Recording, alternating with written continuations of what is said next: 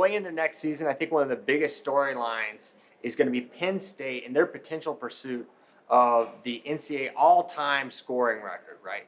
A record that is not talked about much. And you might be wondering, well, how come we don't talk about this much? You know, Penn State, they've been on quite a run, been very dominant, some huge scoring teams. Why don't we talk about it much? Well, the answer is because it's ridiculous. The point scoring record is absolutely insane. And just to give you a little bit of perspective, the high watermark for Penn State for scoring points at the NCAA tournament is 146 and a half in 2017. So that was the team that won 5 in a row. They won 149 through 184, culminating with Bo Nickel taking out Gabe Dean. Crazy. Aymar lost to Chenzo in that one. Just a bananas tournament for Penn State. And they scored 146 and a half points. The record is 170. So we're talking adding another 23 and a half points to that team, the best team Cale has had to this point, in order to get the record. Now, so what is that 23 and a half points? If you don't really know, that is the equivalent of adding 2023 Carter Strachey onto that team in 2017, because Carter scored 24 points. So that, if you added that Carter Strachey, who was the #1 point scorer at the NCAA tournament this year, he scored more than anyone. If you added him to that 2017 team, they would edge out Iowa by 1/2 of a point. That's just how rarefied the era is that 1997 Iowa Hawkeye team is. We'll get into the particulars of the lineup for Penn State. Can't they do it down the line? Well, that's coming later. But for today, I just want to focus on just the absurdity of that 1997 Iowa Hawkeye team. Now, this team is incredible for a lot of reasons. One, they put 6 in the finals. Okay, 6 of the 10 weights in the finals. 5 of them won. Okay?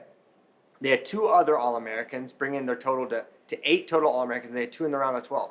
But what sets them apart, what sets this team apart, is their 33 and a half bonus points that they scored as a team.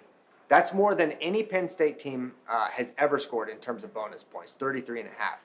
And just to give you a little perspective for that, 33 and a half points, that's how many points you score if you win NCAA, so it's worth of 1 NCAA champ and 1 third place, okay?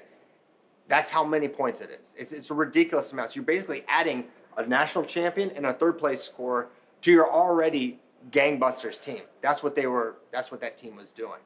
And really no one's been close because it's a combination of a lot of champs, a lot of finalists, a lot of All-Americans, and crazy, crazy bonus. Now, if you want a little perspective on the bonus points that Penn State has been scoring, they scored 16 and 16 and a half the last 2 years, those are fine totals. And they've had higher ones. They've had a 32 and a half, I believe, at one point in Cale's tenure. So they've scored major bonus points, but more recently, it's been in that 16 and a half point range.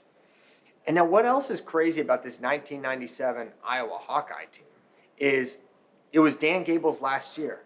So this guy goes out with the ultimate walk-off, right? I'm leaving with the best team that's ever been assembled at the NCAA tournament. That's how he left. And he left at 48 years old. For added perspective, Tom Brands right now is 55. It's sort of unthinkable to think of Tom Brands having been retired for 7 years at this point. Or Tom Ryan is 52. Right? Cale Sanderson's about to turn 44 in June. It would be crazy to think about him retiring at 40s, but that's what Dan Gable did. And he left with the best team ever. He left with an insane point scoring total. And honestly, as good as Penn State is for this upcoming year, I think they're going to be a long shot. And I think any team is going to be a long shot for upending that team title, that team record of 170 points.